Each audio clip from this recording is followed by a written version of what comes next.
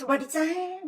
วันนี้เช้านี้ชิมพี่น้องกินตำซั่วเล็บมือนางสีสันจัดจ้านแซ่บนัวผักหอมนี่มีชะอมหอมแขกผักกูดลวกและนี่ก็มีผักกันจองกับกะหล่ำลวกมาลงมือกินกันเลยจ้าเล็บมือนางแกะเองจ้าอวบๆเลย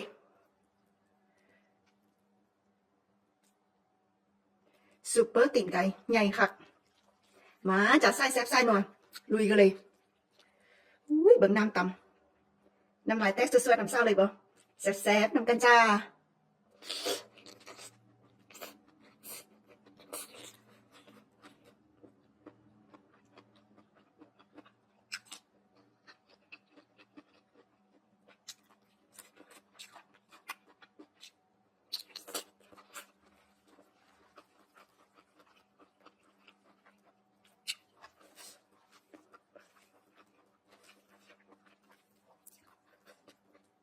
เส้นอย่างเดียวนุ่มแฮะ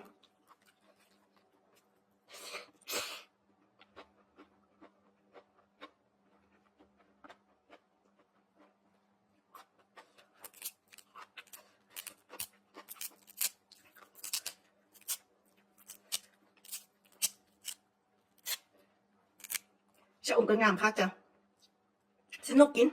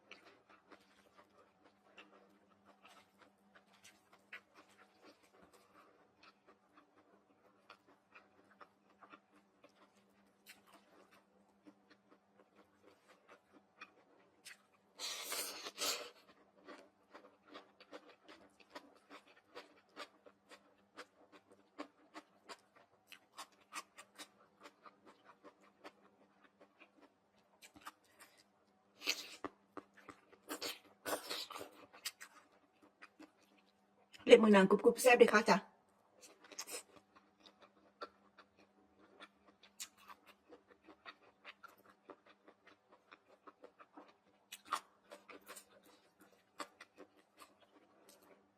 ผักกูดอวบ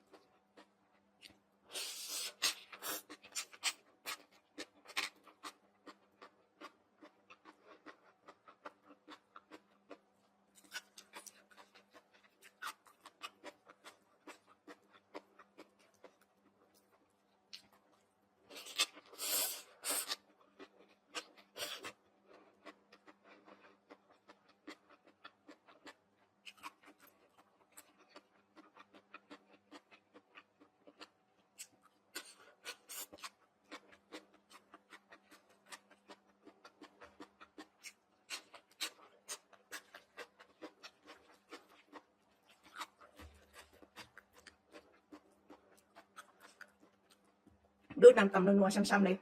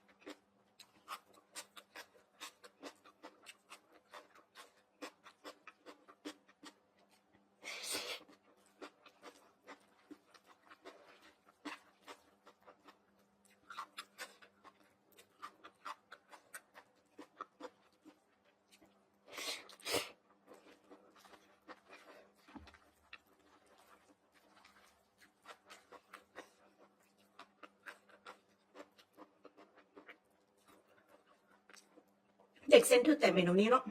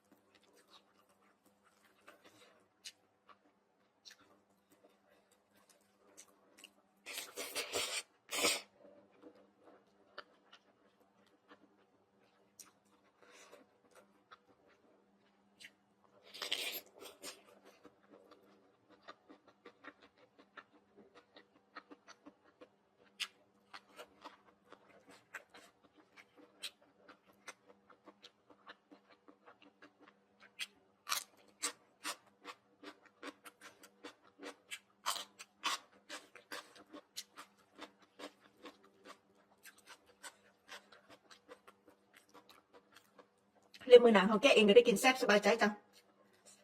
มันใจว่าสะอาดเนาะกินยามใดก็ได้